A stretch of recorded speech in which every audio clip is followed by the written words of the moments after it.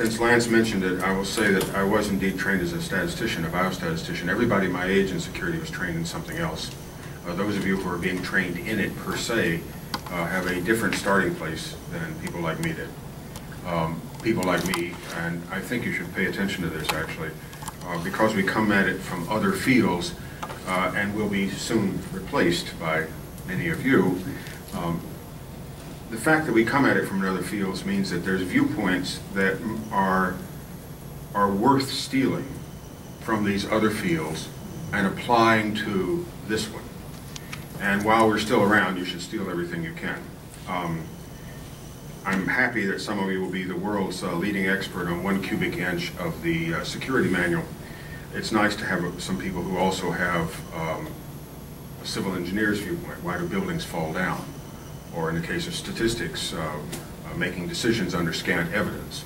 Or in the case of an attorney, knowing the difference between, knowing the detailed operational difference between a policy and an enforcement.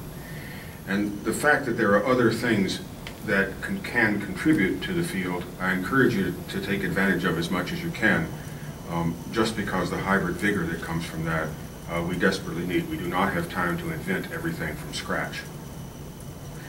Now, I am not here to, of course, when you have a panel, you like people to disagree. So to some amount, I will disagree on purpose, if you know what I mean.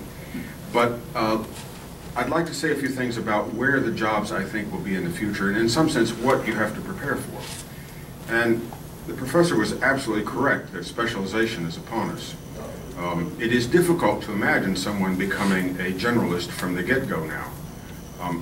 I'm lucky enough to have that.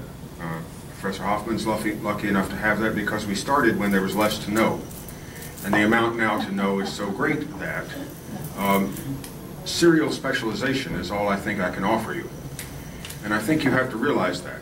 And serial specialization is not necessarily a bad thing. If you look at the way many large corporations work, to reach the executive suite, you have to have worked in sales, you have to have worked in your Japanese office, you have to have worked on the manufacturing floor and so forth. In other words, a series of specializations is a good preparation for getting to the top. And even though what I'm next going to say will not sound like it, there is always room at the top. And I encourage you, if you're serious about this, and you shouldn't enter it if you're not, to assume that you have to keep moving upward all the time, because the pressure, and that's what I'm going to talk about mostly, the pressure on you to do that, much like in academia, up or out, the pressure will be significant. And the reason I say that is the rise of automation and the spread of our dependence on computerized gizmos of all sorts. The 90s, the commercial world largely caught up with the military world in the application of cryptography. At the moment, the commercial world is busy catching up in the application of traffic analysis. It's called marketing, but it is what it is. Coming next, I'm not altogether sure, but I do know that the Internet of Things is going to be real. The idea that nearly everything will have an address, and the implications of that from a security point of view are exactly as the previous speaker said, an increasing amount of complexity. And the increasing amount of complexity will be the chief enemy that you have. It will not be the Russians that are your chief enemy, just to pick on somebody. It will be complexity in and of itself. And that complexity is organic. You can't make it go away any more than you... I hope we don't get to the point where you can vote on the weather every morning, because I can't imagine what that would do to the climate. So you have to sort of accept that there'll be bad days. You have to accept, in the sense that complexity will be your enemy at all times. But the degree to which you will be essential in the future has to do with our dependence on the computer world. And if I may say so, the more advanced the society, the more that is true. The United States is especially vulnerable to security flaws because we are dependent on cyber processes more than other countries. Not to, again, pick on anybody, but there are plenty of countries in the world for which a cybersecurity failure is a non-event. What are you talking about? We don't have electricity.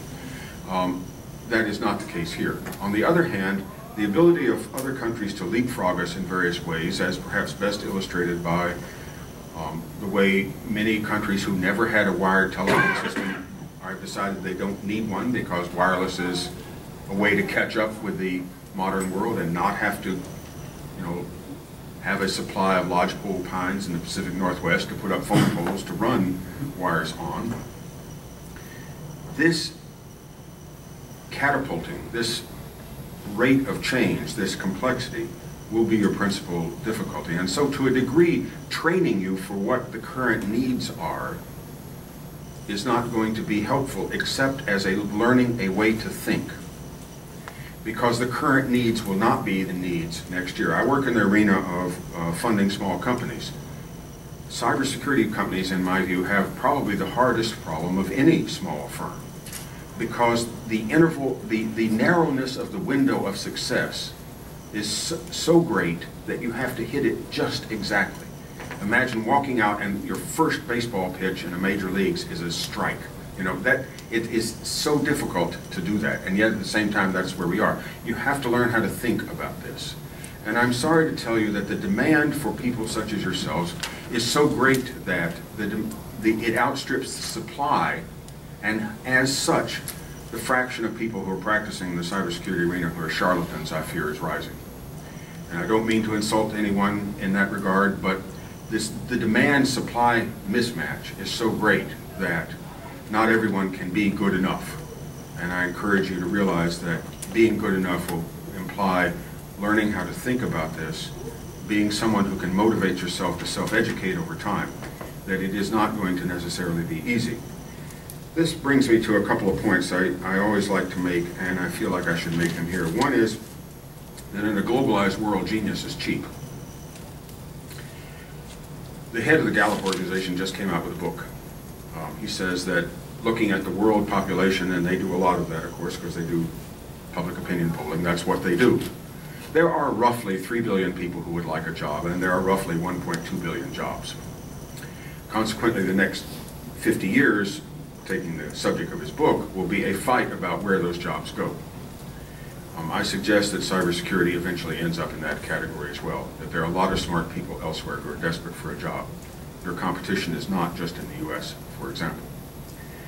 Another aspect of this is that a large number of low-end jobs are disappearing into the second economy.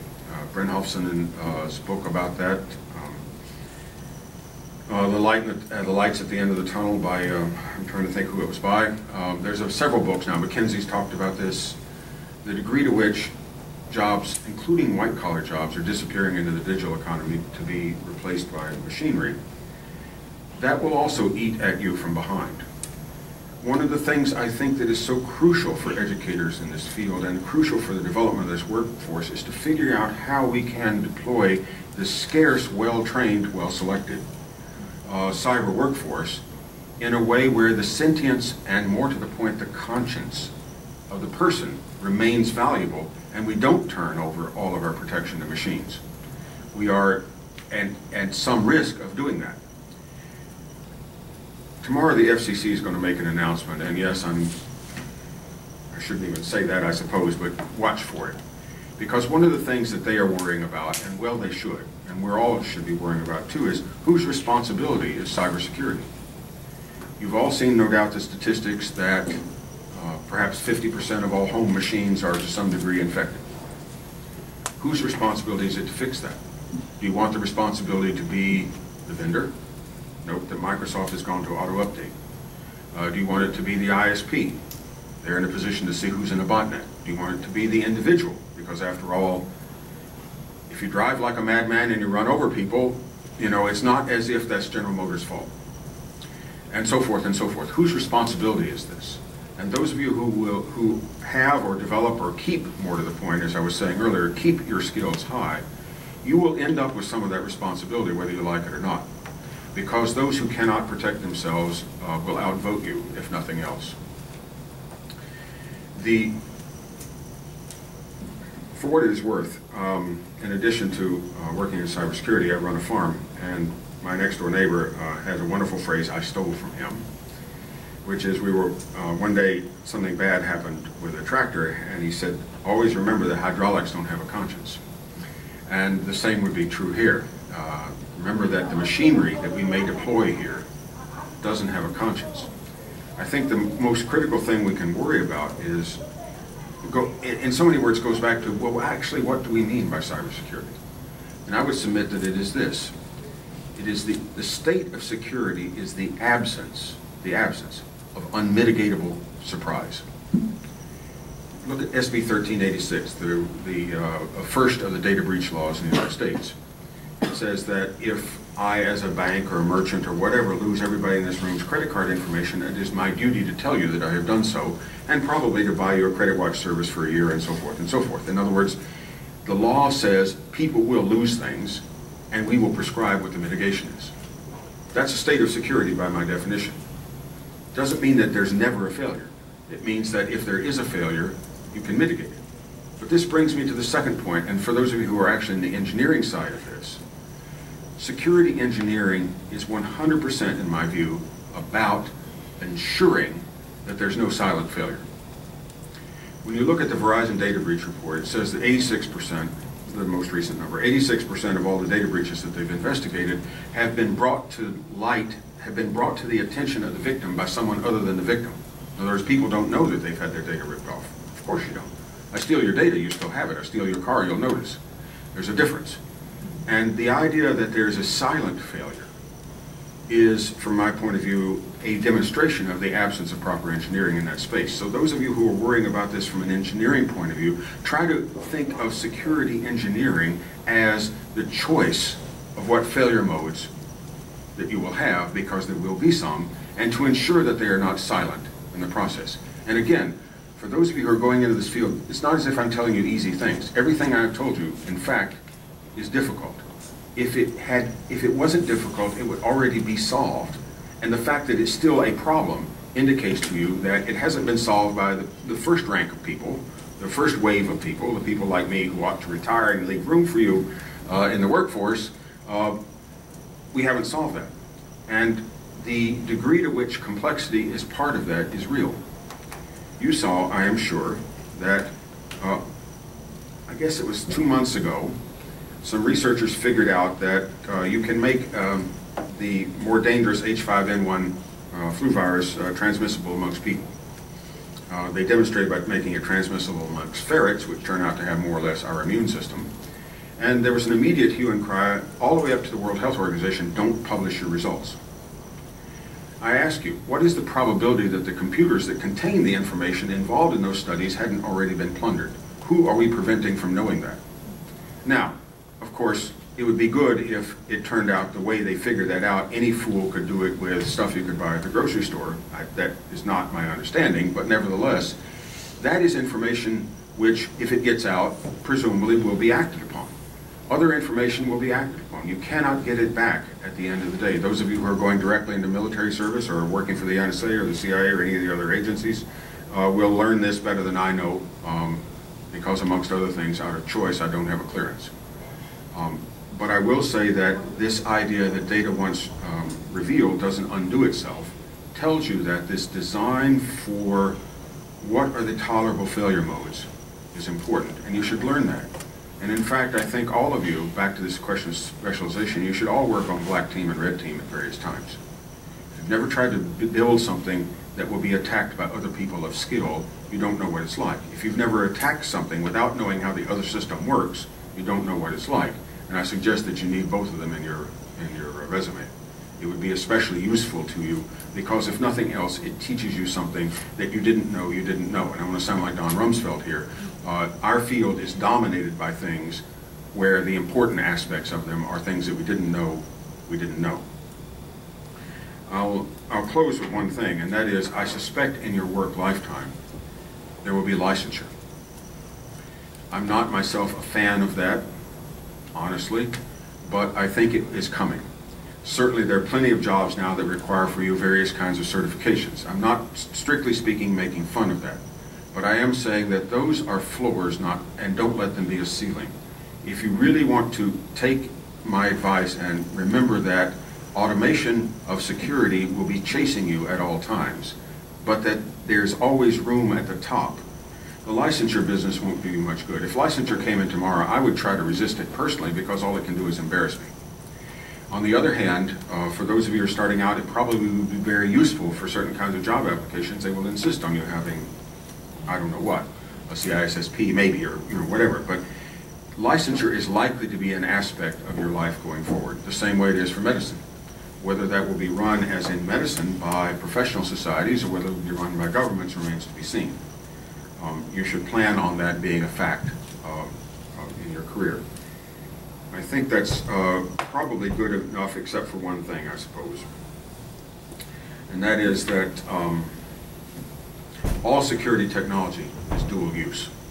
It all can be used for good things, and it all can be used for bad things. That may be true of all technology, but I know it is true of security technology. The things that prevent crimes are also the tools of surveillance, et cetera, et cetera, et cetera. Not here to have that discussion. But as you go forward, the tools you use will have sharp edges. And